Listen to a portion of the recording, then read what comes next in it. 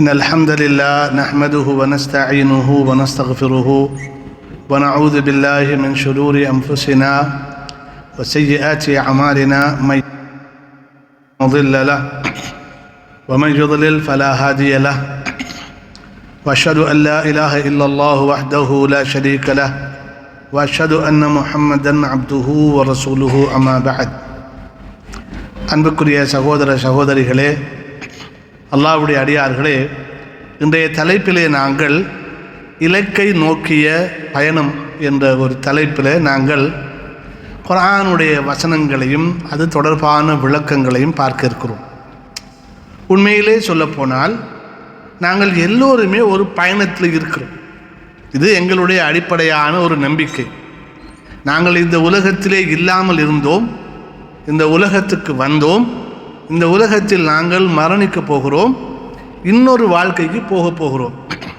அப்போ முஸ்லீமை பொறுத்த வரையில் இந்த வாழ்க்கை என்பது ஒரு நீண்ட பிரயாணத்துடைய ஒரு பார்ட். இப்போ நாங்கள் எல்லோரும் பயணத்தில் இருக்கிறோம். இந்த பயணத்தில் பொதுவான இலக்கு என்ன? எந்த ஒரு பயணத்தை நாங்கள் எடுத்துக்கொண்டாலும் இந்த பயணத்துக்கு கட்டாயம் ஒரு இலக்கு அவசியம். எந்த பயணத்தை எடுத்தாலும், அது எந்த விதமான பயணத்தை எடுத்தாலும் கடைசியாக உள்ள எதிர்பார்ப்பு என்னண்டா த சக்சஸ். என்ன எல்லாருடைய இலக்கும் ஒரு தொழில் என்ற பிரயாணம், படிப்பு என்ற பிரயாணம், விவசாயம் என்ற பிரயாணம், வியாபாரம் என்ற பிரயாணம், எந்த ஒரு பிரயாணத்தை நாங்கள் எடுத்துக்கொண்டாலும் கடைசியாக நாங்கள் எதிர்பார்ப்பதில் என்ன எதிர்பார்ப்பு சக்சஸ், வெற்றி. அதுதானே, வெற்றி தான் அனைவருடைய இலக்கு. யாரும் தோல்வியை எதிர்பார்த்து எந்த முயற்சியும் செய்வதில்லை. அப்போ பொதுவாக இலக்கு என்றால் எங்களிடத்தில் எல்லோருடைய இலக்கும் அது வெற்றி தான். அந்த வெற்றி எப்படியானதாக இருக்கணும் என்றால், இந்த உலகத்திலையும் நான் வெற்றி அடைய வேண்டும் என்ற என்னுடைய பிரயாணம் இத்தோடு முடிவதில்லை. இத்தோடு முடிவதாக இருந்தால் இந்த உலகத்துடைய வெற்றி எனக்கு போதுமானது. ஆனால் இந்த உலகத்தோடு முடியாத ஒரு பிரயாணம் நான் போய்கொண்டிருப்பதால் எனது கடைசி இலக்கிலையும் நான் வெற்றி அடைவேன். எனவே நாங்கள் இலக்கை நோக்கி நகர்வதாக இருந்தால் எங்களுடைய பயணத்துடைய இறுதி வெற்றியாக இருக்கும். அது அடிப்படை. ரெண்டாவது ஒரு பயணத்துக்கு ஒரு வழிகாட்டல் அவசியம். வழிகாட்டல் இருந்தால் அந்த பயணம் சுகமாக இருக்கும். வழிகாட்டல் இல்லை என்றால் அந்த பயணத்தில் பயம், அச்சம், கவலைகள் நிறைந்ததாக இருக்கும். எப்படி போகிறோன்னு தெரியாது.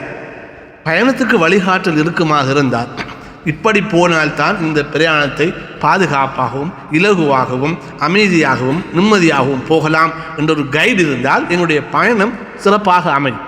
அப்போ ஒரு பயணத்தில் நாங்கள் அடைய போகிறது வெற்றி. அந்த பயணத்தில் நாங்கள் வழியில் எதிர்பார்க்கிறதும் இலகு. கரெக்டா? அதாவது ஷார்ட்டாக, அதை கஷ்டப்படாமல், பாரிய கஷ்டங்கள் இல்லாமல், அது லேசாக அந்த பிரயாணம் நீண்ட வழி இல்லாமல் சுருக்கமாக கிடைக்குமாக இருந்தால் அந்த பயணம் இலகுவாக இருப்பது நாங்கள். அப்போ பயணம் இலகுவாக இருப்பதையும் இலக்கில் வெற்றி அடைவதையும் ஒவ்வொரு மனிதனும் எதிர்பார்க்கிறார். இதுதான் மனிதனுடைய வாழ்க்கையுடைய ஷார்ட். நீங்கள் ஒரு தொழிலுக்கு போகிறீங்க, தொழில் கஷ்டமாக இருக்கணும்னு உங்களுக்கு எதிர்பார்ப்பு இருக்குதா? இல்லை. சம்பளம் குறைவாக இருக்கணும்னு எதிர்பார்ப்பு இருக்குதா? இல்லை. அப்போ வெற்றியும் இலகும் மனிதனுடைய எதிர்பார்ப்புகளாக இருக்கு. இலகுக்கு வழிகாட்டல் அவசியம். இலகுவாக ஒரு விஷயம் நடக்கிறதுக்கு வழிகாட்டல் அவசியம். வழிகாட்டல் கிடைக்காத போது ஒரு வேலையை நாங்கள் கஷ்டப்பட்டு செய்வோம். வழிகாட்டல் கிடைக்கும் போது ஒரு வேலையை இலகுவாக செய்யும். இது மனிதனுடைய நோமல். இது ஒன்றும் பெரிய வித்தையை பற்றி நான் பேசிக்கொண்டிருக்கவில்லை. எப்போ கைட் கிடைக்குதோ வேலை லேசாகும். கரெக்டா? எனவே அல்லாஹ் சுப்ஹானஹு வ தஆலா சொல்றதை நீங்கள் பாருங்கள். அல்லாஹ் குர்ஆனில் முத்தகீன்களை பற்றி சொல்லும்போது சூரத்துல் பக்ராவில் 5வது வசனத்தில் அல்லாஹ் சொல்றதை பாருங்கள். உலாயிக அலா ஹுதம் மிர் ரப்பிஹிம் வ உலாயிக ஹுமுல் முஃப்லிஹூன். இது ஒரு வசனம் தான். புரிதலுக்காக அந்த 3 துண்டாக நான் உடைச்சி. முத்தகீன் நாங்கள் போன கிளாஸில் பார்த்தோம். முத்தகீன் யார்? போன கிளாஸில் நாங்கள் படித்தோம். முத்தகீன் யார்? தங்களை பாதுகாத்துக் கொள்கின்றவர். அல்லாஹ்வுடைய அதாபிலிருந்து, பனிஷ்மெண்ட்டில் இருந்து, தண்டனையிலிருந்து தங்களை பாதுகாத்துக் கொள்றவங்க தான் யாரு? முத்தக்கின். அப்போ அல்லாஹ் சொல்கிறான், அந்த அவர்களை பற்றி சொல்லும்போது அல்லாஹ் சொல்லுகிறான், முத்தக்கின்களுடைய ரிசல்ட் என்னென்னா உலாயிக அலா ஹுதம் மின் ரப்பிஹிம், அவர்கள் தங்களுடைய இரட்சகனிடம் இருந்துள்ள வழிகாட்டலின் மீது உறுதியாக இருப்பவர்கள். முத்தக்கின்களுடைய வாழ்க்கையை பற்றி சொல்லும்போது அல்லாஹ் சொல்கிறான், அவங்க அல்லாஹ்வுடைய கைடன்ஸில் இருப்பவர்கள். கைடன்ஸுங்கிறது எவ்வளவு பெருமதியானது, அதில் பெருமதி ஆட் ஆகுதா இல்லையா? அல்லாஹ்வுடைய கைடன்ஸ் சொல்லும்போது சாதாரணமாக ஒரு படித்த மனிதர் அனுபவசாலி ஒரு வழிகாட்டலை தரும்போது அதுக்கு ஒரு வேல்யூ இருக்குது இல்லையா? அப்போ அல்லாஹ்வுடைய வழிகாட்டல், ரப்புடைய வழிகாட்டல் என்பது எவ்வளவு உயர்தரமானதாக இருக்கும். அப்போ முத்தக்கின்களுடைய பிரயாணம் எந்த வழி எப்படி இருக்குதுண்டா, அவர்களுடைய ரப்பிடத்தில் இருந்து வந்த ஒரு வழிகாட்டல் அவங்க இருக்கிறாங்க. அப்போ உண்மை எவ்வளவு பெரிய பாக்கியம். இந்த உலகத்திலே ஹிதாயத்து கிடைக்காதவர்கள் ஏதோதோ வழிகாட்டலில் இருந்து கொண்டிருக்கிறாங்க. ஆனால் ஒரு முத்தக்கியை பொறுத்தவரையில் அவன் எந்த வழிகாட்டல் இருக்கிறான்னு சொன்னால், அவனுடைய ரப்பு அவனுக்கு கொடுத்த ஒரு வழிகாட்டல் மீது அவன் ஸ்ட்ராங்காக ஃபர்மாக இருக்கிறான். அதே போல அல்லாஹ் சொல்றான், அவர்களே வெற்றியாளர்கள், வஉலாயிக ஹுமுல் முஃப்லிஹூன், அவர்களே வெற்றியாளர்கள். அப்போ குர்ஆனுடைய அந்த பெர்ஸ்பெக்ஷனில் ஒரு மனிதன் அல்லாஹ்வுடைய வழிகாட்டலில் இருந்து வாழ்ந்து அவன் மரணிக்கும் போது அவன் வெற்றி அவனுக்கு நிச்சயம் என்பது குர்ஆன் நமக்கு சொல்லுது. அப்போ இலக்கும் குர்ஆன் தெளிவுபடுத்துகிறது, இலக்கை அடைகின்ற வழியையும் குர்ஆன் என்ன செய்யுது? தெளிவுபடுத்து. அப்போ நமக்கு என்ன தேவை? நம்முடைய வாழ்க்கையில் ஒவ்வொருவரும் அல்லாஹ்வுடைய வழிகாட்டல் மீது நாங்கள் வாழ்ந்தால் எங்களுடைய வாழ்க்கை பயணம் அல்லாஹ்வுக்கு பிடித்தமான வெற்றிகரமான ஒரு பயணமாக அது அமையும். வெற்றிகரமான ஒரு பயணமாக அது அமையும். அங்கே ஏழ்மை இருக்கலாம், அங்கே பணம் இருக்கலாம், அங்கே படிப்பு இருக்கலாம், அங்கே அறியாமை இருக்கலாம், எல்லாம் இருக்கலாம். ஏன்னா அல்லாஹ் உலகத்தை அப்படித்தான் படைத்திருக்கிறான். எல்லோரும் பணக்காரர்களாக இருப்பதற்கோ எல்லோரும் தேக ஆரோக்கியம் உள்ளவர்களாக இருப்பதற்கோ அல்லாஹ் படைக்கல. இது ஒரு சோதனை களம். ஒவ்வொருவருக்கும் ஒவ்வொரு வகை பாகம். நோயாளி என்ற ஒரு பாத்திரம், தகப்பன் என்ற ஒரு பாத்திரம், தாய் என்ற ஒரு பாத்திரம், பிள்ளை என்ற ஒரு பாத்திரம், வைத்தியன் என்ற ஒரு பாத்திரம். Okay okay போட்டுவிடும்.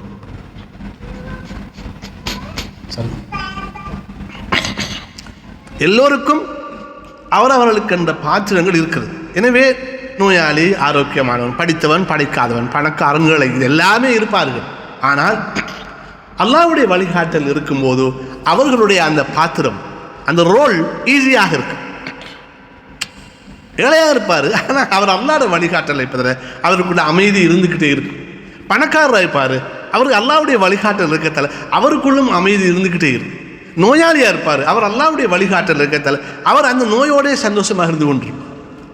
அப்போ அல்லாஹ்வுடைய வழிகாட்டல் இழக்கும் போது தன்னுடைய எந்த ரோலையும் ஒரு மனிதனால் சரியாக செய்ய முடியாது. தகப்பனாகவோ, பிள்ளையாகவோ, ஒரு சகோதரனாகவோ, ஒரு அதிபராகவோ, ஒரு ஆசிரியராகவோ யாராலும் செய்ய முடியாது.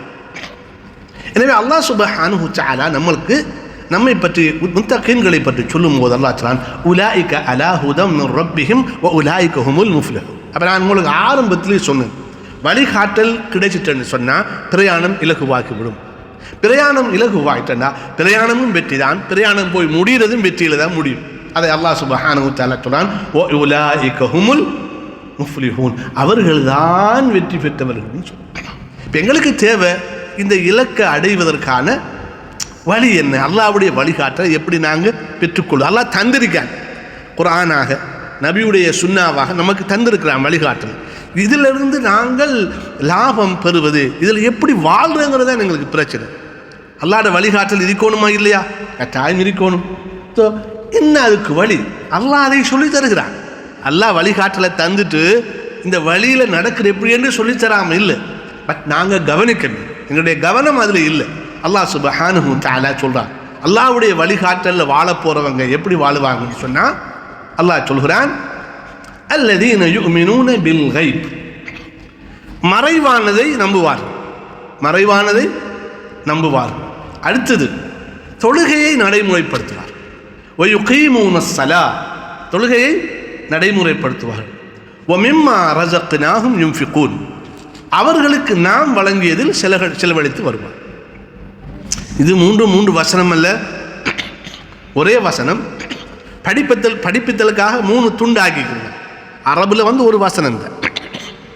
அப்ப அல்லாஹ்வுடைய இந்த வழிகாட்டலை பெறுகின்ற அந்த முத்தக்கின்கள் என்னென்ன செய்வாங்க என்பதை இந்த வசனம் சொல்லித் தருகிறது.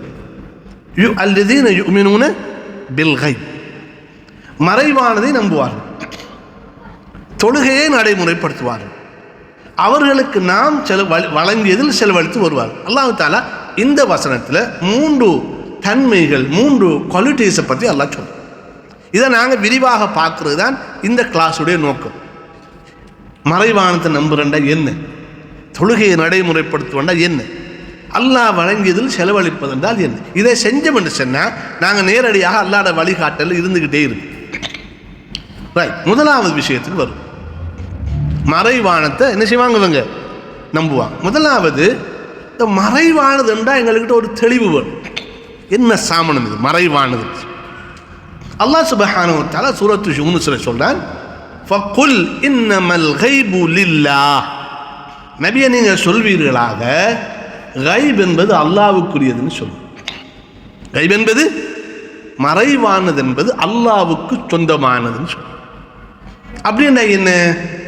அடியார்களுக்கு அதை பற்றி, அந்த அடியார்களுக்கு மறைவுக்கு எந்த உரிமையும் கிடையாது. இட் இஸ் ஓன் பை அல்லாஹ், அல்லாஹ்வுக்கு உரியது என்று சொல்லுங்க. இன்னமல் கைபு லில்லாஹ், கைப் என்பது அல்லாஹ்வுக்குத்தான் உண்டு என்று நபியை சொல்லுங்கன்னு அல்லாஹ் சொல்றான். அடுத்ததாக சூரத்துல் பக்ராவில் அல்லாஹ் மலக்குமாருக்கு சொல்றான், அலம் அகுல் லக்கும் இன்னி அஅலமு கைபஸ் ஸமாவாத்தி வல் அர்த். வானங்களுடையவும் பூமியுடையவும் மறைவை நான் அறிவேன் என்று உங்களுக்கு சொல்லவில்லையான்னு சொல்றான். எப்படி சொல்றான் அல்லாஹ்? இன்னி அஅலமு கைபஸ் ஸமாவாத்தி வல் அர்த். வானங்கள் பூமியுடைய கைபை நான் அறிவேன் என்று உங்களுக்கு சொல்லவில்லையா என்று மலக்குமார்களுக்கு அல்லாஹ் சொல்றான் சூரத்துல் பக்ரா. அப்போ மலக்குமார்களுக்கும் தெரியாது, மலக்குமாருக்கும் கைபை தெரியாது, அல்லாஹ்வுக்குத்தான் தெரியும். அது ஜிப்ரீல் அலைஹிஸ்ஸலாமாக இருந்தாலும் சரிதான், மீகாயில் அலைஹிஸ்ஸலாமாக இருந்தாலும் சரிதான், அவங்களுக்கு கைபை தெரியாது, அல்லாஹ்வுக்குத்தான் கைபு தெரியும். சூரத்து ஹூத்லே 123 அல்லாஹ் சொல்றான், வலில்லாஹி கைபுஸ் ஸமாவாத்தி வல் அர்த். வானங்களுடையவும் பூமியுடையவும் கைப் மறைந்தது அல்லாஹ்வுக்கு சொந்தம் என்று அல்லாஹ் சொல்கிறான். அதே போல அல்லாஹ் சொல்கிறான், குல் லா யஅலமு மன் ஃபிஸ் ஸமாவாத்தி வல் அர்த் அல் கைப. பூமியில் இருப்பவரோ வானத்தில் இருப்பவர்கள் யாரும் கைபை அறிய மாட்டார்கள் என்று சொல்லும். வானத்தில் இருக்கிறார்கள், யார் வானத்தில் இருக்கிறாங்க? மலாய்க்காமார்கள், ஜின்கள் ஆகாயத்தில் சுற்றி தெரியுது. யாருக்குமே கைபு தெரியாது என்று நீங்க சொல்லுங்கோ. இல்லல்லாஹ், அல்லாஹ்வை தவிர கைப் யாருக்கும் மறைந்தது யாருக்கும் தெரியாதுன்னு சொல்லு. அப்ப மறைந்தது என்பது யாருக்கு? அல்லாஹ்வுக்கு மறைந்ததா? இல்லை, அல்லாஹ்வுடைய படைப்புகளுக்கு மறைந்தது தான் கைப். அல்லாஹ்வுக்கு அது கைப் அல்ல, அல்லாஹ்வுக்கு அது தெரியும். அதைத்தான் அல்லாஹ் சொல்றான், இன்னமல் கைப் லில்லாஹ். கைப் என்பது அல்லாஹ்வுக்குரியது, அல்லாஹ்வுக்கு சொந்தமா. அல்லாஹ் சுப்ஹானஹு வ தஆலா இன்னும் சூரத்துல் ஜின்னிலே சொல்லும்போது, ஆலிமுல் கைப், அவனே கைபை அறிந்தவன், அவனே மறைந்ததை அறிந்தவன் அவனே. ஃபலா யுظஹிரு அலா கைபிஹி அஹதா, யாருக்கும் அந்த கைபை அவன் எடுத்து காட்ட மாட்டான். இல்லா மன் இர்தலா மின் ரசூல், அவனுடைய தூதர்களில் யாருக்கு அவன் விரும்புகிறானோ அவங்களுக்கு அந்த கைபை காட்டுவான். புரியுதா? இப்போ இந்த நபிக்கு கைபு இருக்குதான்னு கேட்டால் இல்லை, அவருக்கு கைபு தெரியாது, எந்த நபிக்கும் கைபு தெரியாது. ஆனால் கைபில் அல்லாஹ் நாடியதை நபிமார்களுக்கு சொல்லிக் கொடுப்பான். இப்போ நபிக்கு சொர்க்கம் ஈக்கண்டு எப்படி தெரியும்? பிறவியிலே தெரியுமா அவருக்கு சொர்க்கம் ஈக்கண்டு? நரகம் ஈக்கண்டு பிறவியிலே தெரியுமா? நபித்துவம் கிடைக்கிறதுக்கு முன்னால் தெரியுமா? நபித்துவம் கிடைத்த பின்னால் நபிக்கு சொர்க்கத்தை பற்றி, நரகத்தை பற்றி, நபிமார்களுடைய வரலாறுகளை பற்றிலாம் நபிக்கு தெரிய வருது. எப்படி வருது? அது மறைந்திருந்த செய்தி, அல்லாஹ்வுக்கு தெரிந்திருந்த செய்தி. நபித்துவம் கிடைத்த பிறகு அல்லாஹ் தஆலா கைபில் ஒரு பகுதியை அவங்க அந்தந்த நபிக்கு தேவையான பகுதியை அவங்க காட்டி கொடுப்பாங்க. எனவே நபிமார்களுக்கும் கைபு கிடையாது. வானங்களில் இருக்கிற பூமியில் இருக்கிற யாருக்குமே கைப் என்பது தெரியாது. அது அல்லாஹ்க்கு மாத்திரம்தான் உரியது. இந்த கைபில் நபிமார்களுக்கு அல்லாஹ் சுப்ஹானஹு வ தஆலா காட்சி கொடுப்பான். இப்போ உலகம் அழியும், எங்களுக்கு கைபா தெரியும், எங்களுக்கு கைபா இல்லையா? அது எங்களுக்கு தெரியாது, அழியுமா நிரந்தரம் அழிக்குமான்னு எங்களுக்கு தெரியாது. ஆனால் அல்லாஹ்வுடைய தூதர் வஹீயினூடாக இந்த உலகம் அழியும் என்று சொன்னாரா இல்லையா? இந்த உலகம் அழியும், மக்கள் எல்லாம் மௌத்தாவாங்க, மீண்டும் எழுப்பப்பட்டு கூலி கொடுக்கப்படும், இது கைப். ஆனால் அவருக்கு கூட எப்போ நடக்கும்னு தெரியாது. உலகம் அழியும் என்ற செய்தியை கொடுத்த அல்லாஹ் நபிக்கு எப்போ அழியும் என்று சொல்லுங்கன்னு கொடுக்கல, அதை அவன் வச்சுக்கிட்டான். எனவே கைபில் ஒரு பகுதியை அல்லாஹு தஆலா நபிமார்களுக்கு சொல்லிக் கொடுத்தான், வஹீயின் மூலமாக சொல்லிக் கொடுத்தான், அவங்களாக கண்டுபிடிக்கல எது. எனவே கைப் என்பது அன்புக்குரிய சகோதரர்களே அல்லாஹ்வுக்கு மாத்திரம் சொந்தமான, அல்லாஹ் படைப்புகளுடைய புலன்களால் கண்ணால காதால அவங்களுக்கு நாக்கால தோலால தொட்டு உணர முடியாத அவனுடைய புலன்களுக்கு அப்பால் பட்ட அல்லாஹ்வுக்கு மாத்திரம் தெரிந்த ரகசியம்தான் கைப். அப்போ மொத்தமாக நாங்கள் பார்த்தோம்னு சொன்னால் இந்த கைபண்டா என்னண்டா அல் குர்ஆனுடைய தகவல்கள் அடிப்படையாக வச்சு நாங்கள் பார்க்கும்போது, இந்த ஆயத்துக்களை எல்லாம் வச்சு பார்க்கும்போது சுருக்கமாக மறைவானவற்றை அல்லாஹ் மாத்திரம்தான் அறிந்தவன். அவற்றை அல்லாஹ்வை தவிர எவரும் அறிய முடியாது, யாருக்கும் அறிய முடியாது. அல்லாஹ் திருப்திப்பட்ட அவனுடைய தூதர்களுக்கு மறைவானவற்றை அல்லாஹ் என்ன செய்வான்? காட்டி கொடுப்பான். அதனால தான் அவங்க தூதர்களாக ஆகிறான். எனவே அல்லாஹ்வின் தூதர்கள் அறிவித்த புலன்களுக்கு எட்டாத அனைத்து மறைவான விடயங்களும் மறைவானவற்றில் அடங்கும். இப்போ நபி வந்து சொர்க்கத்தை பற்றி சொன்னாங்க, நரகத்தை பற்றி சொன்னாங்க, ஜின்கள் இருப்பதை பற்றி சொன்னாங்க, மலக்குமார்களை பற்றி சொன்னாங்க, மற்ற நபிமார்களுடைய வரலாறுகளை எல்லாம் சொன்னாங்க. இது எங்களுக்கு கண் காணாத விஷயங்கள். அல்லாஹ் சொல்றான் ஸாலிக மின் அம்பாஇல் கைபி நூஹீஹி இலைக், அதெல்லாம் கைப் செய்திகள், மறைந்த செய்திகள் உங்களுக்கு நாங்கள் வஹி அறிவித்து சொல்கிறோம் நபியே என்று அல்லாஹ் சுப்ஹானஹு வ தஆலா குர்ஆனில் சொல்லி காட்டுகிறார். மரியம் அலைஹிஸ்ஸலாத்துடைய செய்தி, இப்ராஹிம் அலைஹிஸ்ஸலாத்துடைய செய்தி, யூசுப் அலைஹிஸ்ஸலாத்துடைய செய்தி, எல்லாம் ஈவன் ஆதம் அலைஹிஸ்ஸலாத்துடைய செய்தி எல்லாம் என்ன நடந்தது என்பதை அல்லாஹு தஆலா கைப் மறைவில் நடந்த செய்திகளை அல்லாஹு தஆலா வஹி மூலம் நமக்கு என்ன செய்கிறான்? சொல்லித்தர்றான். எனவே அன்புக்குரிய சகோதரர்களே, இப்போ இந்த பகுதியை நான் ஏன் அழுத்தி சொல்றேன்டா, கைப் என்பது பெரியோரு பகுதி. சொர்க்கம், நரகம், மறுமை, கபருடைய வாழ்க்கையெல்லாம் அந்த பகுதியில் கொஞ்சம். ஏன்னா கைப் என்பது கைபு ஸமாவாத்தி வல் அர்த், வானம் பூமி முழுக்கம் அல்லாஹ்வுக்கு மாத்திரம் தெரிஞ்ச கைப் இருக்குதா இல்லையா? அல்லாஹ் குர்ஆனில் சொல்றான் கைபு ஸமாவாத்தி வல் அர்த், வானங்கள் பூமி முழுதாகவும் உள்ள கைப் என்று அல்லாஹ் சொல்கிறார். எனவே கைப் என்பது ஒரு பெரியோரு பகுதி. அப்போ என்ன இதில் சுருக்கம் என்று சொன்னால், அல்லாஹ்வுக்குத்தான் கைப் தெரியும். இப்போ நான் சப்ஜெக்டுக்கு வாரம். என்னது?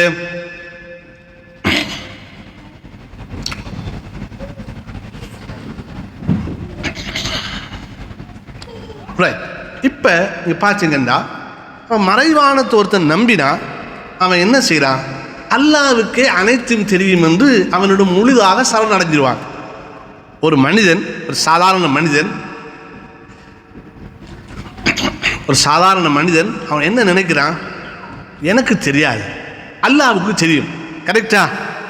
அப்போ அல்லாஹ்வுக்கு தெரியும் என்று ஒரு மனிதன் தனக்கு தெரியாதுன்னு நினைக்கும் போது அறிவை அல்லாஹ்விடத்திலே அவன் சமர்ப்பித்து விடுகிறான். என்னுடைய அறிவு கொஞ்சம் தான், அல்லாஹ்வுக்கு மிக தெரியும் என்று. இப்போ உதாரணமாக சாதாரண நடைமுறை வாழ்க்கையில் நாங்கள் என்ன செய்கிறோம்?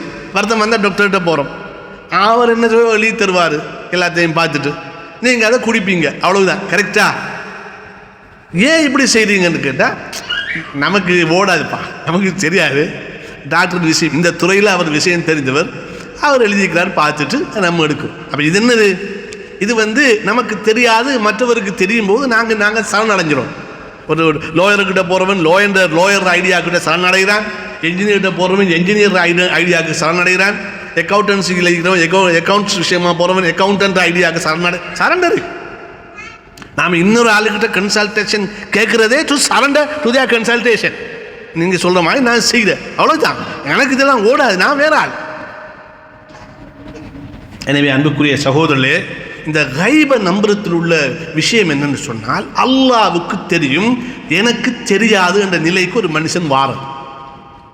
அல்லாஹ்வுக்கு எல்லாமே தெரியும், எனக்கு கொஞ்சம் என்ன தெரியும் என்ற நிலைமைக்கு ஒரு அடியான் வாரது. இந்த நிலை தான் மலக்குமார்களுடைய நிலைமை. மலக்குமார் என்ன சொன்னாங்க? சுப்ஹானக லா இல்ம லனா இல்லா மா அல்லம்தனா, நீ தூயவன், லா இல்ம லனா எங்களுக்கிட்ட எந்த அறிவும் கிடையாது, இல்லா மா அல்லம்தனா நீ எங்களுக்கு படித்து தந்த தவிர வேற ஒன்றுமே தெரியாதுன்னு சொல்லிட்டான். இதுதான் இந்த கைபுடைய நிலை. கைபை ஒத்துக்கொள்வது, கைபை ஒத்துக்கொள்வது. அப்போ இப்படி சரணடைஞ்சு விட்டால் ஒரு மனுஷன் என்ன செய்வான்? தெரியாது என்று நினைக்கும் போது கைடன்ஸை ஏற்றுக்கொள்வானா இல்லையா? எனக்கு தெரியாது என்ற நிலை வரும்போது தான் ஒரு மனுஷன் என்ன செய்வான்? கைடன்ஸ் வரும்போது அதை ஓகே நான் செய்கிறேன், எனக்கு தெரியும், அவனுக்கு தெரியும். இல்லாட்டி காகம் கூடு கட்டின கதையாக போயிடும். உதாரணமாக சொல்லுவாங்க, காகம் கூடு கட்டும்போது காகம் இல்லை, குயில் கூடு கட்டும்போது உதாரண கதை சொல்லுவாங்க. குயில் கூடு கட்ட தெரியாது, காகம் படிப்பிச்சு தான் படிப்பிக்க இதனைக்கு தெரியுமே என்று சொன்னது காகம் பிடிச்சி குயிலை தடுத்து விட்டான் போ. அதனால் இன்று வரைக்கும் குயிலுக்கு கூடு கட்ட தெரியாதுன்னு உதாரண கதை சொல்லுவாங்க. உதாரண கதை, ஜஸ்ட் அன் எக்ஸாம்பிள் ஸ்டோரி. தெரியாதுன்னு தெரியுமென்று நினைக்கும் போது எங்களுக்கு வழிகாட்டல் எடுக்க வராது. தெரியும் என்று நினைக்கும் போது நாங்கள் வழிகாட்டலை எக்ஸெப்ட் பண்ண மாட்டோம். தெரியாது என்று நினைக்கும் போது வழிகாட்டலை நாங்கள் வாரி அணைச்சு கொள்வோம், ஏன்னா எனக்குத்தானே தெரியாது. அப்போ அல்லாஹ்வுடைய விஷயம் என்று வந்துடும் போதோ நாங்கள் கைபை ஏற்றுக்கொண்டோம்டா, எங்களுக்கு விளங்கிச்சோ விளங்கலையோ நாங்கள் கைடன்ஸை ஏற்றுக்கொள்வோம். இப்போ யாருக்காவது இன்றைக்கு வரைக்கும் ஒரு கேள்வி வந்திருக்கிற வாழ்க்கையில், நான் ஏன் அல்லாஹ் அக்பர்னு கட்டணும்னு யாராவது கேட்டுக்கிறீங்களா? அல்லாஹ் அக்பர்னு கையோ எத்தி ஏன் கட்டணும்?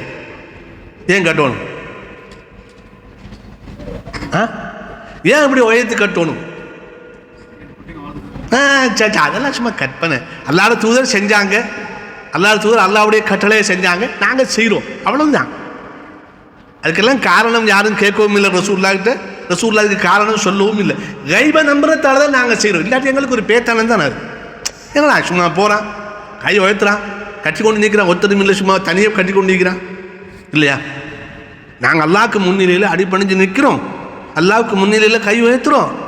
நாங்கள் இதுவரைக்கும் எங்களுடைய மார்க்கத்தில் நாங்கள் செய்கிற கிரிகைகளில் எங்களுக்கு சந்தேகம், ஏன் இது செய்யணும்?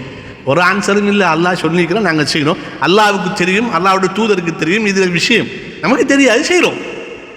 அதனால தான் நீங்கள் பார்க்குறீங்கன்னா சஹாபாக்கள் இந்த கைப் விஷயத்தில் ரொம்ப உயர்ந்த நிலையில் இருந்தாங்க.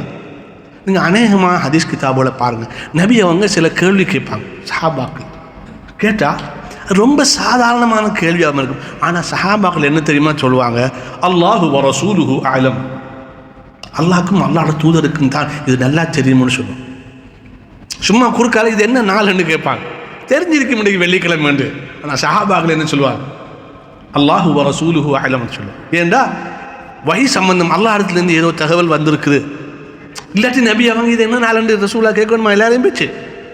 அன்புக்குரிய சகோதரர்களே, அதனால தான் சஹாபாக்களுக்கு ரசூலுல்லாஹ்வுல உள்ள அல்லாஹ்வுடைய வஹீல உள்ள நம்பிக்கை எப்படி இருந்துச்சுன்னா, எதை கேட்டாலுமே தங்களை முண்டி அடிச்சு கொண்டு ஆன்சர் கையெழுத்தி நிற்க மாட்டாங்க. அவங்க என்ன எப்படி செய்வாங்க சொன்னா, அல்லாஹு வ ரசூலுஹு அலம், அல்லாஹ்வுக்கும் அல்லாஹ்வுடைய தூதருக்கும் தான் அது ரொம்ப தெரியும்னு சொல்லுவோம். உண்மைத்தானே? இந்த நிலை நம்மக்கிட்ட வரணும். அல்லாஹ்வுக்கு தெரியும், அடுத்தபடியாக அல்லாஹ்வுடைய தூதருக்கு தெரியும். ஏனென்றா அல்லாஹ்வுடைய தூதர் அல்லாஹ்வுடைய வஹீல பேசுறது. எனவே அல்லாஹ்கிட்ட அவன் அப்போ தெரியாது, எனக்கு தெரியாது, அல்லாஹ்வுக்கு தெரியும் என்ற ஒரு நிலை வந்துட்டா, அல்லாஹ்வுடைய வழிகாட்டல் கிடைக்கும் போதெல்லாம் அதை இதுதான் சரியான, இதுதான் புத்திசாலித்தனமான வழிகாட்டல் என்று ஏற்கவும் நடக்கவும் செய்யும். அப்போ குர்ஆனுடைய வழிகாட்டல் ஒருவருக்கு கிடைக்கணும்னா முதல்ல அவர் என்ன செய்யணும்? கைபை நம்ப வேண்டும். கைபை நம்பிட்டார் இல்லையா, டிக் பண்ணியாச்சு, பாஸ் பண்ணால் அதுக்கு பிறகு வார செய்திகளை எதெல்லாம் அவர் அறிவுக்கு படலையோ, அவர் புலன்களுக்கு புரியலையோ, நோ ப்ராப்ளம். இது அல்லாஹ் இடத்துலேருந்து வந்தது, அல்லாஹ் தெரியும், அல்லாஹ்வுக்கு தெரியும், எனக்கு தெரியாது. அதனால எந்த விஷயத்துலையும் அல்லாஹ்வோட குச்சி குண்டிக்க மாட்டான். அல்லாஹ் இப்படி சொன்னானா கலாஸ் செஞ்சுடுவோம். அப்போ மற்றவர்களிடம் ஏன் எதற்கு என்று கேட்குற கேள்வி அல்லாஹ் இடத்துல வராது நமக்கு. Because he knows, I don't no. அவனுக்கு தெரியும். எனக்கு தெரியாத என்ற நிலை எப்போ வந்துட்டோ அல்லாஹ்வோட வழிகாட்டலை நாங்கள் என்ன செஞ்சிருவோம், எடுத்துருவோம். எனவே அல்லாஹ் சுப்ஹானஹு வ தஆலா இந்த வழிகாட்டலில் வாழ போகிற ஆக்களுடைய முதல் இலக்கணமாக, முதல் அம்சமாக அல்லாஹ் சுப்ஹானஹு வ தஆலா என்ன சொல்கிறான், யுமினூன பில் கைப். பில் கைபுக்குள்ள சுவர்க்கம், நரகம், கேள்வி கணக்கு, விசாரணை, கூலி எல்லாமே இருக்குது. அதோட எல்லா பிரதானமாக அதுக்குள்ள என்ன இருக்கு, அல்லாஹ்வுக்கு தெரியும் எனக்கு தெரியாத என்ற நிலை ஒரு மூமின்கிட்ட வருது. ஏன்னா கைப் என்பது கைபு ஸமாவாத்தி வல் அர்த். ரைட். இப்போ ஒரு கட்டமாச்சு. அடுத்தது தொழுகையை நடைமுறைப்படுத்துவார்கள். எனது ஒயுகீமூன ஸலாத், தொழுகையை நடைமுறைப்படுத்துவார்கள் அல்லது தொழுகையை நிலைநாட்டுவார்கள். எப்படியோ மொழிபெயர்ப்புகள் வித்தியாசப்படுகிறது. நான் இந்த மொழிபெயர்ப்பை நான் விரும்புகிறேன். ஏனென்றா இமாம் இப்னு ஜரீர் தபரி ரஹ்மத்துல்லாஹி சொல்லும்போது சொல்கிறாங்க, இகாமா என்பது, இகாமத்து சூக் என்பது ஒரு தூர்ந்து போய் கிடைக்கிற ஒரு சந்தையை எழுப்பி பிஸ்னஸை நடத்துவது தான் இகாமத்துன்னு சொல்கிறாங்க. ஒரு பஜார் ஒன்று அப்படியே மூடி கிடக்கு, எல்லாம் பால் பழஞ்சு கிடக்கு. அகாமன்னா சூக்க, சந்தையை மக்கள் எழுப்பி நிப்பாட்டினார்கள் நடத்தோம்னா அந்த பிஸ்னஸ் அந்த மார்க்கெட்டை என்ன செய்ய ரன் பண்ண வைக்காங்க, ஃபங்க்ஷனை ஸ்டார்ட் பண்ணிடும். அப்போ அவங்க நடைமுறைப்படுத்துவார்கள். தொழுகைங்கிறத பற்றி ஒரு அண்டர்ஸ்டாண்டிங் நமக்கு வரும். நாங்கள் ஒவ்வொரு நாளும் தொழுகிறோம். வாட் இஸ் இட்ஸ், அது என்ன சாமம், அது என்னது பார்த்தா தொழுகையில் நீங்கள் பார்த்தீங்கன்னா மெயினாக அங்கே என்ன செய்கிறோம் என்றாப்பா எல்லாமே அல்லாஹ்வை புகழ்வது தான். அல்ஹம்துலில்லாஹி ரப்பில் ஆலமீன் அர் ரஹ்மானுர் ரஹீம் மாலிக் யௌமித்தீன், அங்கிட்டு போய் சுப்ஹான் ரப்பியல் அலா, சுப்ஹான் ரப்பியல் அலீம், ரப்பி ஃபிர்லி, எல்லாமே அல்லாஹ்வை புகழ்ற பிரார்த்தனைகள். இப்போ தொழுகை என்பது முதலாவது அல்லாஹ்வை புகழ்கின்ற ஒரு இபாதத். ரெண்டாவது அங்கே போய் நாங்கள் கேட்குறதே முழுக்க இது ஹிதாயத்தை தான் நாங்கள் கேட்கணும்.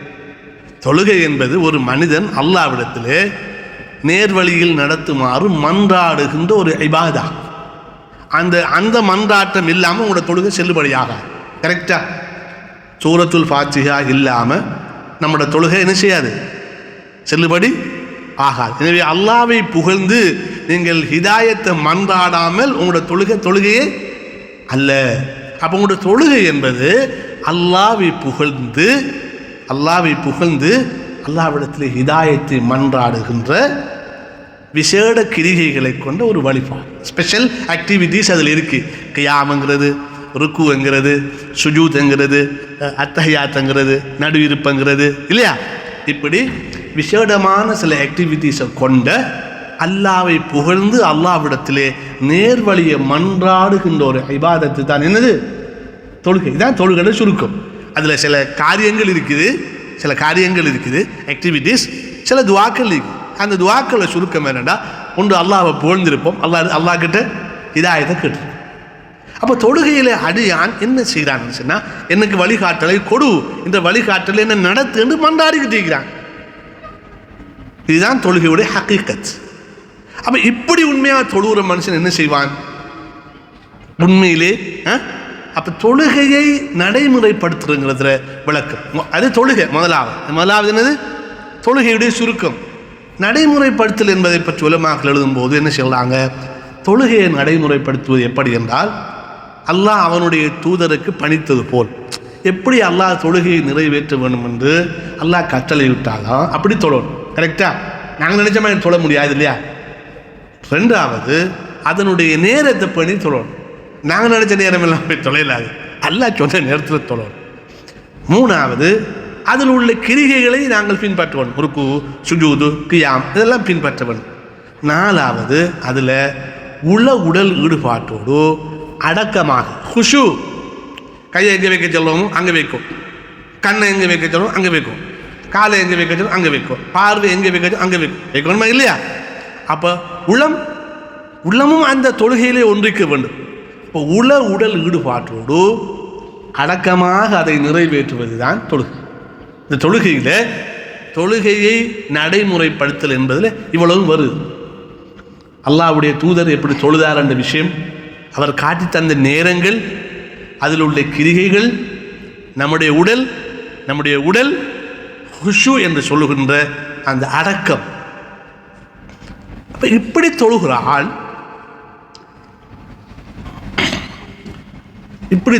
ஆள், என்ன செய்கிறாங்க? இந்த மாதிரி தொழுகிற ஆட்கள் என்ன செய்கிறாங்க?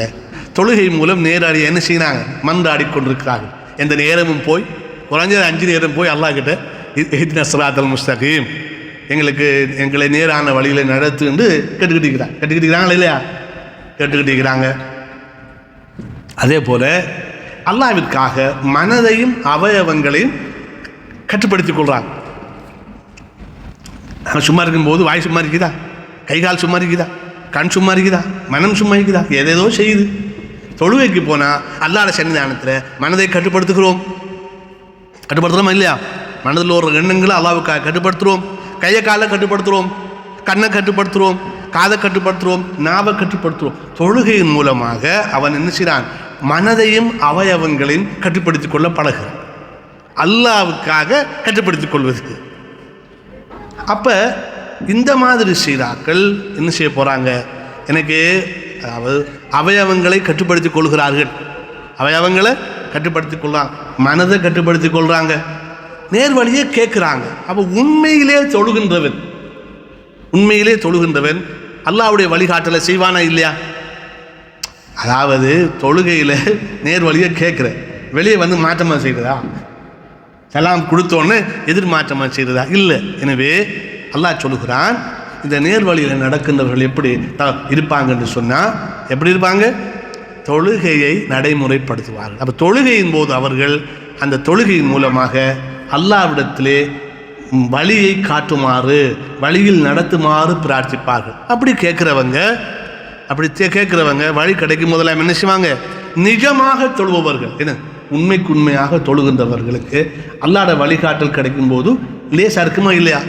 கட்டாயம் அந்த நேர் வழியை எடுத்துக்கொள்வாங்க. அவங்க தானே போய் டிமாண்ட் பண்ணுறாங்க, எங்களுக்கு வழிகாட்டு, எங்களை வழிநாட்டு, எங்களை வழியில் நடத்துன்னு கேட்குறாங்க. எனவே உண்மையான தொழுகையாளியை பொறுத்தவரையில் அவன் அல்லாஹ்வுடைய வழிகாட்டல் வரும்போது அவன் அப்படியே எடுத்துக்கொள்வான். அதனால தான் குர்ஆன் சொல்லுகிறது, இன்ன ஸலாத்த தன்ஹா அனில் ஃபஹ்ஷாஇ வல் முன்கர், நிச்சயமாக தொழுகை பாவங்களையும் மானக்கேடான விஷயங்களையும் தடுத்தே தீரும் என்று அல்லாஹ் சொல்றான். ஏன்? நீ தொழும்போது அல்லாஹ் கிட்ட வழியை கேட்கிறாய், தொழுதுட்டு வந்தா அல்லாஹ்வுடைய வழிகாட்டலை நீ எடுத்து நடப்பாய். அதனால அன்புக்குரியவர்களே, தொழுகையை நிலைநாட்டுதல் அல்லது தொழுகையை நடைமுறைப்படுத்தல் என்பது முத்தகீன்களுடைய ஒரு பண்பு. அவர்கள் நிஜமாக தொழுதால் அவர்கள் என்ன செய்வார்? அல்லாஹ்வுடைய வழிகாட்டல் வரும்போதெல்லாம் அந்த வழிகாட்டலை வருக என்று வரவேற்று தங்களுடைய வாழ்க்கையில் என்ன செய்வாங்க? நடைமுறைப்படுத்துவார். 3வது பகுதி என்னென்றால், வமிம்மா ரஸக்னாஹும் யுன்ஃபிகூன், அவர்களுக்கு அல்லாஹ் வழங்கியதில் செலவழிக்கிற தன்மை. அதாவது நாம் அவர்களுக்கு வழங்கியதில் செலவழிப்பார்கள். இப்போ இந்த இடத்துல வந்து அல்லாஹு தஆலா செலவினத்தை பாராட்டி உள்ளார். செலவு செய்வதை எல்லாம் என்ன செய்கிறான்? பாராட்டி உள்ளார். நல்லோர்களுடைய அடையாளமாக அவங்க செலவு செய்வார்கள் சொல்லியிருக்காங்க. ஜென்ரலாக தான் சொல்லியிருக்கிறான். ஆனால் உலமாக்கள் சொல்லுவாங்கடா, இந்த அல்லாஹ் பாராட்டி இருப்பதால இந்த செலவு சாதாரண செலவு அல்ல, அல்லாஹ்வுக்கு பிடித்த செலவு. இப்போ நீங்கள் நான் உங்களை பாராட்டுறேன், but it means you do something which I like. Correct? எனக்கு வெறுப்பான ஒன்று நீங்கள் செய்யும்போது, அல்லது எனக்கு சம்மந்தமே இல்லாத சம்மந்தம் போது நான் உங்களை பார்த்து ஆஹா ஓஹோன்னு சொல்லுவேன், சொல்ல மாட்டேன். சாதாரண மூலமாக அல்லாஹ் ஒரு செயலை பாராட்டுகின்றான் என்றால் அது அல்லாஹ்வுக்கு பிடித்தது. அல்லாஹ் ஒரு செயலை இகழ்ந்து பேசுகிறான், இது கூடாது என்று சொன்னால் அல்லாஹ் அவனுக்கு பிடிக்காது. எனவே பொதுவாக அவர்களில் செலவழிப்பார்கள், நாம் கொடுத்ததிலிருந்து செலவழிப்பார்கள் என்று சொல்லும்போது தஃப்ஸீர் உலமாக்கள் சொல்கிறாங்க, அல்லாஹ் செலவினத்தை பாராட்டி இருக்கத்தால இந்த செலவினத்துள் அல்லாஹ்விற்காக செய்யப்படும் செலவினங்கள் அனைத்தும் உள்ளடங்கும். All the expenses you do for அல்லாஹ். பிரச்சனை என்னன்னு சொன்னால், எங்களுக்கிட்ட நாங்கள் மனைவிக்கு செலவழிக்கும் போது அல்லாஹ்வுடைய ஞாபகம் நமக்கு வருவதில்லை, பிள்ளைகளுக்கு செலவழிக்கும் போது அல்லாஹ்வுடைய ஞாபகம் வருவதில்லை. நம்ம அல்லாஹ்வுடைய திருப்தியை நாடி பிள்ளைகளுக்கு செலவழித்தோம்டா, மனைவி மக்களுக்கு செலவழித்தோம்டா, நிச்சயமாக இதெல்லாம் அல்லாஹ்வுக்கு பிடித்தமான செலவுகள். அப்போ இதுக்குள்ள ஜக்காத்து, சதகா, பெற்றார்களுக்கு செலவழிக்கிற, சகோதரருக்கு செலவழிக்கிற, நல்ல காரியங்களை செலவழிக்கிற, சமூக சேவைக்கு செலவழிக்கிற எல்லாம் வரும். பட் அது அல்லாஹ்வுக்கு பிடித்த செயலாக இருக்கும்.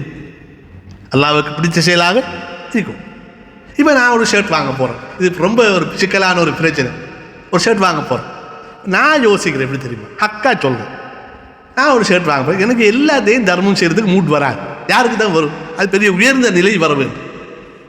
அபூபக்கர் போன்ற ஒரு நிலை வந்தால் தான் நம்முடைய எல்லாத்தையும் என்ன செய்யலாம், செலவழிக்கலாம். எல்லாத்தையும் செலவழிக்கிறதுக்கு, எல்லாத்தையும் அல்லாஹ் வாயில கொடுத்து போட்டுக்கிறது நமக்கு தைரியம் வராது. கரெக்டாக கொஞ்சத்தை கொடுக்கலாம், கொஞ்சத்தை என்ஜாய் பண்ணணும்னு மட்டும் தான். இந்த என்ஜாய்மெண்ட் டைமில் நான் ஒரு ஷர்ட் வாங்க போகிறேன். இப்போ நான் இந்த மாதிரி ஷர்ட் வாங்க போகல, நான் எப்படி யோசிக்கிறேன்னு சொன்னேன், அதானே நம்ம ஷர்ட் வாங்குறதால யாரெல்லாம் யாரெல்லாம் சாப்பிட போகிறான்? இந்த கடைக்காரன் சாப்பிட போகிறான், இந்த கடையில் வேலை செய்கிறவன் சாப்பிட போகிறான், இந்த ஷர்ட்டை நெஞ்சவன், தச்சவன், பட்டன் கட்டினவன், தூக்கினவன், செமந்தவன், அயன் பண்ணவன், மடித்தவன், டிரான்ஸ்போர்ட் எல்லாரும் சாப்பிட போகிறான் இல்லையா? நான் ஒரு மக்கள் எல்லாருமே பரிஷ்கரித்தான், ஷர்ட் போடுவதில்லை. இந்த ஷர்ட் கடைக்காரனும் இந்த ஷர்ட்டை செயின் தைக்கிறவங்களும் என்ன செய்வான்? யோசிச்சு பாருங்க பாபு. நாங்கள் எல்லாம் ஒன்றும் வாங்குறதில்ல, நாங்கள் எல்லாம் ஒன்றுமே வாங்குறதில்ல, இருக்கிறத வச்சு ஓட்டுவோம். எல்லா காசும் அப்படியே சேவிங்கில் இருக்கணும். அப்படி யோசிச்சா என்ன நடக்கும்? எல்லா கடையும் எடுத்து மூடி, எல்லா ஜொப்பையும் எடுத்து மூடி, முழுப்பெரும் ஸோ ஒரு கருன்னு தவைப்பானா இல்லையா? ஏன் எங்களோட உள்ளத்தில் நம்மளும் என்ஜாய் பண்ணுவோம், மற்ற ஆக்களுக்கும் என்ஜாய் பண்ண கொடுக்க முடியும் நீயத்தை வச்சுக்கொள்ளல. சாதாரண ஷர்ட் வாங்குகிற விஷயந்தான். But we are sharing the money. இந்த ஷர்ட்டை வாங்குறது மூலமாக நிறைய பேர் சாப்பிட்றாங்களா இல்லையா? ஒரு சிக்கனை வாங்குறதால நிறைய பேர் சாப்பிட்றாங்களா இல்லையா? நம்மளாம் சாப்பிட போகிறோம். சிக்கன் விற்றவன், வளர்த்தவன், தீனி கொடுத்தவன் எல்லாரும் சாப்பிடத்தானே போகிறான். ஸோ நாங்கள் ஏன் ப்ரோடாக திங்க் பண்ணல? எங்களோட திங்கிங், எங்களோட ஃபிலோசஃபி, நாங்கள் என்ன நினைக்கிறோம் அதுதான் அல்லாஹ் தஆலா எங்களுக்கு தருவான். எனவே கறி வாங்க போகக்குள்ள நீங்கள் நினச்சி கொள்ளுங்க, நானும் சாப்பிட போகிறேன், மனிதர்களும் சாப்பிட போகிறாங்க. நான் ஷர்ட் வாங்க போகிறேன், நானும் அனுபவிக்க போகிறேன், என்னுடைய காசால் இன்னும் பலரும் அனுபவிக்க போகிறாங்க. அல்லாஹ்க்கு பிடிக்குமா இல்லையா? That's of intention. நாங்கள் என்ன இன்டென்ட் பண்ணுறோமோ அதுதான் அல்லாஹ். அதனால் கேட்குறோம், அவ்வளோ எனக்கு 10 ஷர்ட்டு இன்னொரு ஷர்ட் வாங்கலாம், வாங்குங்க, நீயத்தை சரியாக வச்சுக்கொள்ளுங்க. அடுத்த 10 ஷர்ட்டில் உங்களுக்கு ஒரு ஷர்ட்டை கொடுங்க யாருக்காக. உங்களுக்கு கூட இருந்தால் இந்த குளர் கரையும் வர காத்துக்கிட்டு தேவையில்லை. குளர் கரையும் வர காத்துக்க உங்களுக்கு பிடிச்ச ஷர்ட்டில் ஒன்றை போடக்கூடிய ஷர்ட் ஒன்று சொல்லி கொடுங்க. இது எனக்கு போடக்கூடிய ஷர்ட், இது இது டிஸ்கார்ட் இல்லை, ஏன்னா இது கென்சல் குப்பைக்கு போகிறதல்ல, எனக்கு சதகாட்சி ஒன்றும் இதுதான் என்னுடைய கெப்பாசிட்டி. புதுசு செய்யலை, ஆனால் போடக்கூடிய நான் போடுற இன்னொரு வருஷத்துக்கு இழுக்கிறேன் இந்த ஷர்ட்டை, நான் போடுறது உங்களுக்கு தார்.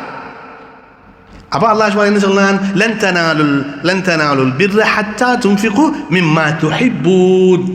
முழு நன்மையை நீங்கள் பெற முடியாது நீங்கள் விரும்பியதிலிருந்து செலவழிக்காதவரை. விரும்பியத்திலிருந்து நீங்கள் உங்களுக்கு விருப்பமானதிலிருந்து செலவழிக்கும் போது தான் அந்த ஃபுல் கெப்பாசிட்டியும் கிடைக்கும். இனி என்ன அவிய போகுது, சோறு பழுதாக போகுது, கறி பழுதாக போகுது, ஷர்ட்டு அண்ணன் கிளிய போகுது, அறையாலும் தலையில் கட்டுற நன்மை கிடைச்சாலும் அந்த ஃபுல் கெப்பாசிட்டி கிடைக்கும், ஃபுல் ஸ்ட்ரென்த் நன்மை கிடைக்கும். இன்னும் அன்புக்குரிய சகோதரர், இதையே நான் அடுத்து சொல்கிறேன்னு சொன்னால், தர்மம் செய்ய விரும்பினார்கள் செய்யுங்க.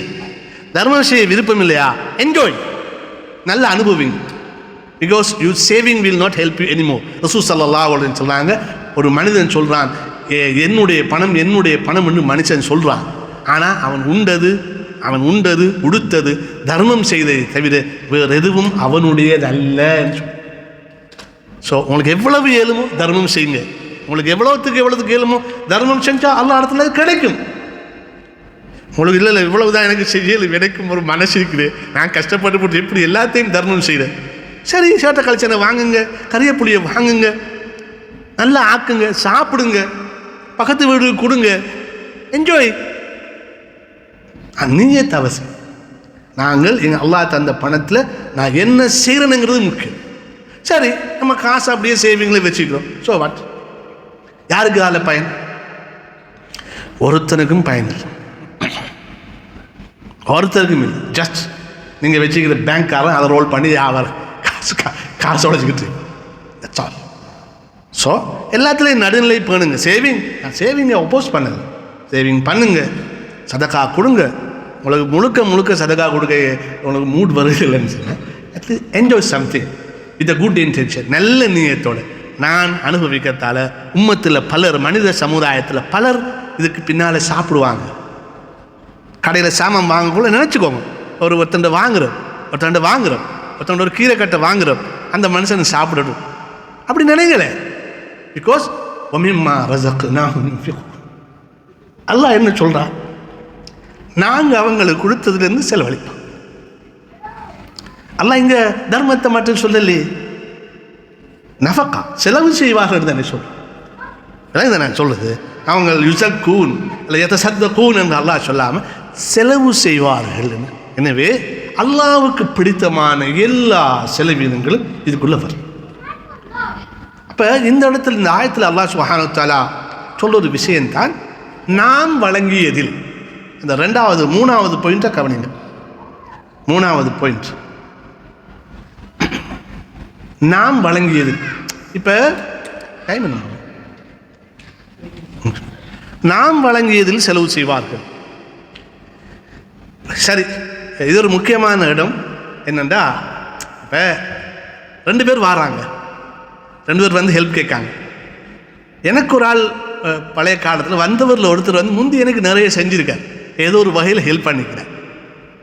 ஒருத்தர் சம்மந்தம் இல்லாத வாரம். இப்போ 2 பேரும் ஹெல்ப் வரும்போது யாருக்கு நாங்கள் முன்னுரிமை கொடுப்போம்? மனித அறிவு தானே, யாருக்கு நாங்கள் ப்ரிஃபரன்ஸ் கொடுப்போம் சொல்லுங்களேன். ஃபஸ்ட் நமக்கு செஞ்சவங்க சொல்லணும், இப்போ எப்படி நேரத்தில் எப்படியெல்லாம் ஹெல்ப் பண்ணிக்கிறேன் அப்படி தானே யோசிப்போம். ஓகே, அவர் கஷ்டத்தில் அணிக்கிறார், 2 பேரும் கஷ்டத்துக்கிறாங்க, பட் என் மனம் யாரை செலக்ட் பண்ணும்? செஞ்சவங்க. அப்போ அல்லாஹ் நமக்கு இவ்வளவு செஞ்சுட்டு அல்லாஹ்ட பாதையில் செலவழினா நாங்கள் ஏன் கஞ்சத்தனம் பாருவோம்? அப்போ எப்போ நமக்கு நம்முடைய செல்வம், நம்முடைய அதிகாரம், நம்முடைய ஆரோக்கியம், நம்முடைய சண்டித்தனம், நம்முடைய செல்வாக்கு எல்லாம் அல்லாஹ் தந்தது என்று நினைப்பு வருதோ அப்போ தான் எங்களுக்கு செலவு செய்கிறதுக்கான எண்ணம் வரும். அல்லாவுக்காக செலவு செய்கிற எண்ணம் வரும். ஒரு ஃபோனை யோசிக்காமல் மாற்றிடுவோம், ஆனால் ஒரு மதரசாவுக்கு 10,000 ரூபா காசு கொடுக்கறதுக்கு மலையை பழக்கிற மாதிரி யோசிப்போம். கரெக்டாக இல்லையா? ஒரு மாடல் வந்து அடுத்த ஃபோனை மாற்றுறதுக்கு okay, no problem, will change the phone. But ஒரு 10,000 ரூபா காசு ஒரு மதரசா கொடுக்கறதுக்கு பெரிய யோசனை. ஏன்? அது என்ன பிரச்சனைனா, தந்தவனுக்கு கொடுக்கறதுக்கு யோசனை இல்லாத பிரச்சனை, அது தந்தவனுக்காக கொடுப்பது.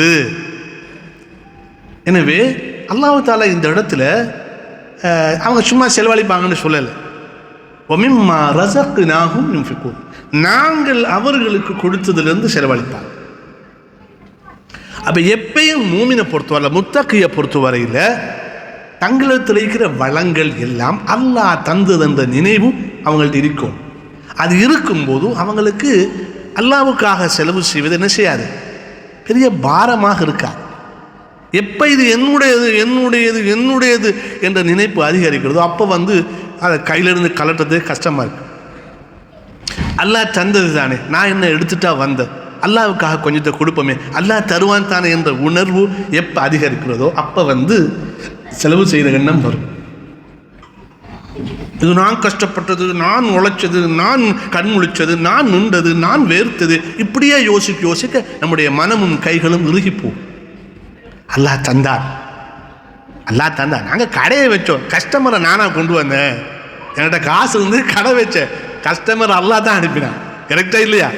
எனவே அன்புக்குரிய சகோதரர்களே, அல்லாஹ் சுப்ஹானஹு தஆலா செலவினத்தை பற்றி சொல்லும்போது அல்லாஹ் சுப்ஹானஹு தஆலா வமிம்மா ரஸக்னாஹும் யுன்ஃபிகூன், நாம் அவர்களுக்கு கொடுத்ததிலிருந்து செலவழிப்போம். ஒருவர்கிட்ட இந்த மனோநிலை வந்துட்டுன்னு சொன்னால் என்ன செய்வாங்க? அல்லாஹ் தந்தது என்ற மனோநிலை வந்துட்டுன்னு சொன்னால் பொருளாதாரத்துறையில் அல்லாஹ்ட சட்டத்தை நிறைவேற்ற லேசாய்க்குமா இல்லையா? மகத்தாகும் போது ஆம்பளை பிள்ளைக்கு இத்தனை பங்கு போகணும், பொம்பளை பிள்ளைக்கு இத்தனை பங்கு போகணும்னா சரி. பிள்ளைகளுக்கு கிஃப்ட் கொடுக்கும்போது ஈக்குவலாக கொடுக்கணும், சரி. ஜக்காத்து இத்தனை % கொடுக்கணும், சதக்கா நீ வேண்டிய ஆளுக்கு கொடு, இத்தனை % ஆளுக்கு கொடு, இப்படி சட்டங்களை வரும்போது நாங்கள் என்ன செய்வோம்? 2.5 சக்காத் கொடுக்கணுமா? அல்லாஹ் தானே தந்தா கொடுப்போமே. சதக்கா கொடுக்கணுமா? அல்லாஹ் தானே தந்தா கொடுப்போமே. பிள்ளைகளுக்கு கிஃப்ட் பண்ணணுமா? அல்லாஹ் தானே தந்தா கொடுப்போமே. எப்போ அல்லாஹ் முன்னிலைப்படுத்தப்படுகிறானோ அவங்களுக்கு வந்து பொருளாதாரத்தில் அல்லாஹ்ட சட்டத்தை நடைமுறைப்படுத்த சிம்பிள் ஆகிடும். இப்போ உலமாக்கள் எழுதுகிறாங்க எப்படின்னு சொன்னால், ஈமான் என்பது அடிப்படையில் கல்பு சார்ந்தது, அதோட அமலும் இணையும். ஆனால் ஈமான் என்பது அடிப்படையில் கல்பு சார்ந்தது. தொழுகை என்பது கல்பும் உடலும் சார்ந்தது, முழுக்க முழுக்க கல்பும் உடலும் அதில் ஈடுபடுது. தர்மம் என்பது கல்பும் பொருளாதாரமும் சார்ந்தது. இப்போ மனிதனை பொறுத்தவரை 3 தான் இருக்கு. மனிதன்ற மனம், அவன் உடல், அவன் பொருளாதாரம்.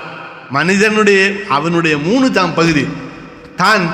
நான் உங்களை ஒரு ஆளை நினைப்பு மிக்க அவனுடைய மனதும் அவனுடைய உடலும் அவனுடைய உடைமையும் தான் மனிதன் அவன் எண்ணத்துக்குள்ள.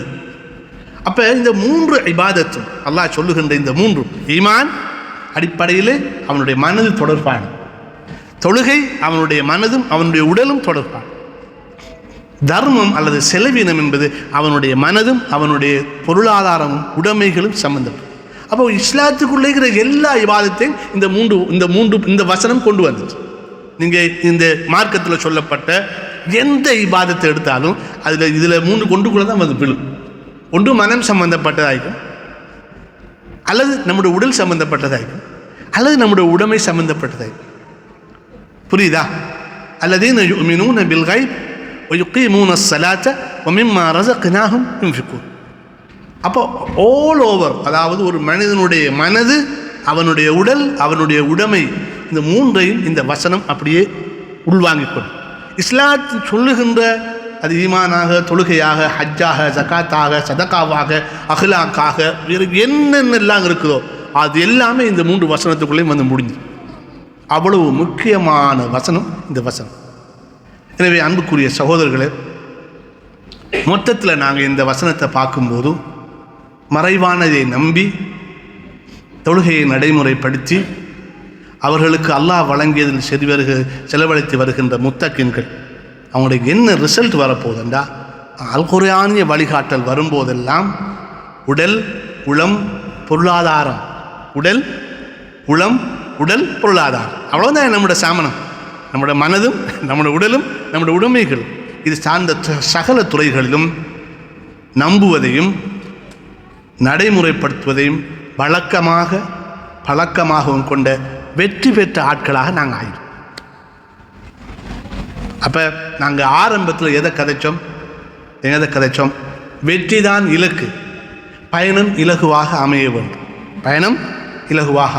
எனவே என்னுடைய வெற்றி என்ற அந்த இலக்கை நோக்கி நகர்வதற்கு ஒரு இலகுவான பயணத்தை அல்லாஹ் சுப்ஹானஹு தஆலா எங்களுக்கு இந்த வசனத்திலே சொல்லி தந்திருக்காங்க. ஒன்று, நாங்கள் என்ன செய்வோம்? கைபை நம்புவோம். கைபை நம்பிட்டோன்னா நம்மளுக்கு ஒரு ஸ்ட்ரெஸ் மீக்காது. அல்லாஹுக்கு தெரியும் சில விஷயங்கள் நடக்குது, மனசு கேட்குது இல்லை, பட் ஐ ஷுட் டெல் அல்லாஹ் will have some plan behind this, I don't know, கலாஸ். லாஸ்ட் அண்ட் ப்ராஃபிட்டை நாங்கள் அப்படி தான் பார்க்கணும் இல்லையா? இல்லாட்டி நாங்கள் நேற்றையத்தை பற்றி கவலையை நாளைய பற்றிய பயத்தில் தான் வாழும். ஸோ கைபை நாங்கள் நம்புவோம், மறைந்ததை நம்புவோம். அதுக்குள்ளே சொர்க்கத்தை பற்றி நம்பணும். சொர்க்கத்தை நம்பின மனுஷனா நாம் செலவழிப்போம், நரகத்தை பயந்தோம்னா நாம் செலவழிப்போம். சொர்க்கத்தை நம்பினோம்னா நல்ல காரியங்களுக்கு ஈடுபடுவோம், நரகத்தை நம்பினோம்னா நாங்கள் பாவங்களை எங்களை கலட்டுவோம். கரெக்டாக இல்லையா? எனவே கைப் என்பது ஒரு எங்களுடைய அல்லாஹ்வுடைய வழிகாட்டலை நாங்கள் செய்கிறதுக்கு லேசாக எங்களுக்கு நன்மை தீமை என்று அறிஞ்ச விஷயங்களை நடைமுறைப்படுத்துவதில் உள்ள அதுக்கு பலம் தாரது இந்த ஈமான் பில் கைப் தான். இந்த ஈமான் பில் கைப் குறைஞ்சா எங்களுக்கு நன்மையும் தீமையும் உண்டாப்பிது. அடிக்கடி குர்ஆன் என்ன சொல்லுது? இன்குந்தும், அதாவது மன் கான யுமினு பில்லாஹி வல் யௌமில் ஆஹிர், அல்லாஹ்வுடைய தூதர் சொல்லும்போது நிறைய இடங்கள் யார் அல்லாஹ்வையும் இறுதி நாளையும் நம்புகிறாங்களோ ஃபல் யகுல் ஹைரன், நல்லதை பேசட்டும், அப்படி இல்லை நாம் மௌனமாக இருக்கட்டும். யார் அல்லாஹ்வையும் மறும நாளையும் நம்புகிறாங்களோ ஃபல் யுக்ரிம் ஜாரஹு, அவருடைய அயலவரை சங்கையாக நடத்தட்டும். மன் கான யுமினு பில்லாஹி வல் யௌமில் ஆஹிர், இப்படி என்று ரசூல் ஸல்லல்லாஹு அலைஹி வஸல்லம் அல்லாஹ்வையும் மறும நாளை. ஏன்னா மறும நாள் என்பது கைப் சம்பந்தப்பட்ட ஒரு விஷயம். எனவே கைபை நாங்கள் கூடுதலாக நம்பணும். அல்லாஹ்வுடைய வாக்குறுதிகளை நாங்கள் நம்பினோம்னா நன்மை செய்வதும் பாவத்திலிருந்து விலகுவதும் லேசாக இருக்கு. இப்போ நாங்கள் உண்மையாக சொல்ல போனால் எங்களோட டெட் டைம்ஸ் டெட் டைம்ஸ் ஒரு வேலையும் இல்லாத நேரம், அதை கூட திக்ர் செய்யறதுக்கு நாங்கள் பாவிக்கம் இல்லை. We are busy with our jobs. Okay ஆஃபீஸுக்கு போகிறோம், கடையில் இருக்கிறோம், கடையில் வேலை, ஹாஸ்பிட்டலில் இருக்கும், ஹாஸ்பிட்டலில் வேலை. Okay there are date time. காரில் போய்கிட்டு இருக்கோம். ஏன் சுப்ஹானல்லாஹ்னு சொல்லக்கூடாது? கடை வந்தீங்களா அல்ஹம்துலில்லாஹ்னு சொல்லக்கூடாது? அல்லாஹ் சொல்கிறான் ஃபைதா ஃபரகுத்த ஃபன்சப், நீ ஓய்வு அடையும் போது எழுந்து நில் இபாதத்துக்காக. நல்லா அப்போ டிரைவிங்கிறது ஒரு வகையான ஓய்வு தரேன் நம்மளுக்கு. இப்போ ஜஸ்ட் கன்சன்ட்ரேஷனோட போனால் சரி. அப்போ நாங்கள் இதில் நிற்கிறோம், ஏதாவது ஒரு ஆஃபீஸுக்கு போய் க்யூவில் நிற்கிறோம், இல்லாட்டி ஒரு பேங்க்குக்கு போய் அந்த டிக்கெட் எடுத்து அதை வேற காட்டுன்னு காத்துக்கிட்டு ஒரு வேலையும் இல்லை. ஸோ எவ்வளவோ நேரங்கள் எங்களோட வாழ்க்கையில் டெட் டைம்ஸ், நோ யூஸ். அப்போ எங்களுக்கு அல்லாஹ் எங்களுக்கு மறுமையில் இப்ராஹிம் அலைஹிஸ்ஸலாம் சொல்லி அனுப்புகிறாங்க ரசூல் ஸல்லல்லாஹு அலைஹி வஸல்லமுக்கு, இந்த சொர்க்கத்துடைய பூமி வெட்டான் தரையாக கிடக்கிறது. சுப்ஹானல்லாஹ், அல்ஹம்துலில்லாஹ், அல்லாஹு அக்பர் சொல்லும்போது மரங்கள் நாட்டப்படுகிறது. நாங்கள் சொர்க்கச்சோலைக்கு போகணும், ஆனால் மரம் நாட்டம் எப்படி போகிறோம்? வனாந்தரத்துக்கு தான் போகும். எனவே அன்புக்குரிய சகோதரர்களே, இந்த மறைவானது நம்புறதுங்கிறது அது ஒரு கடுமையான மார்க்கத்துடைய மிக மிக அடிப்படை. எனவே இதெல்லாம் இந்த இந்த கைபை நம்பி தொழுகையை நாங்கள் சரியாக நடைமுறைப்படுத்தி அல்லாஹ்வுக்காக செலவழிக்க பழகினால் சுருக்கமாக அல்லாஹ்வுடைய வழிகாட்டல் எங்களுக்கு நடைமுறைப்படுத்துது ரொம்ப ரொம்ப லேசாய். எனவே எங்களுடைய பயணம் இலகுவானதாக இருக்கும், இலக்கும் அடையக்கூடியதாக இருக்கும். அப்போ கடைசியாக அல்லாஹ்வுடைய ரிதா, அல்லாஹ்வுடைய திருப்பத்தத்தோடு நாங்கள் சொர்க்கத்துக்கு போவோம். அதே போல் நாங்கள் பொருளாதார ரீதியாகவும் நாங்கள் அல்லாஹ்வுடைய வழிகாட்டலை செய்யும்போது மக்கள் மத்தியிலும் எங்களுக்கு ஒரு நேசம் உண்டாகும் இல்லையா? பொருளாதார ரீதியாக நாங்கள் ஒரு தர்ம சிந்தனையோடு நல்ல அகலாக்கோடு நடக்கும்போது மக்கள் மத்தியிலும் நம்மளை பற்றி நல்லெண்ணங்கள், நட்புகள், துவாக்கள் உண்டாகும். நிறைய பலன்கள் இருக்குது. எனவே இன்றைய பாடத்தின் மூலமாக நாங்கள் இந்த ஆயத்தில் உள்ள செய்திகளை எங்களுடைய வாழ்க்கையில் நாங்கள் நடைமுறைப்படுத்துவோம்னு சொன்னால் இன்ஷா அல்லாஹ் வாழ்க்கை எங்களுடைய பயணம் இலகுவாக வெற்றிகரமாக அமையும். அதுபோல் கடைசியான எங்களுடைய இலக்கம் அல்லாஹ்வுக்கு பிடித்தமான சொர்க்கமாகவும் அவனுடைய திருப்பொருத்தமாகவும் அவனுடைய மன்னிப்பாகவும் நமக்கு கிடைக்கும். அல்லாஹ் சுப்ஹானஹு வ தஆலா அவனுடைய வசனங்களை ஆழமாக புரிந்து வாழ்க்கையை நடைமுறைப்படுத்தக்கூடிய பாக்கியத்தை எனக்கும் உங்களுக்கும் தருவானாக. வஆகிரு தஅவானா அல்ஹம்துலில்லாஹி ரப்பில் ஆலமீன். வஸ்ஸலாமு அலைக்கும் வரஹ்மத்துல்லாஹி வபரகாத்துஹு.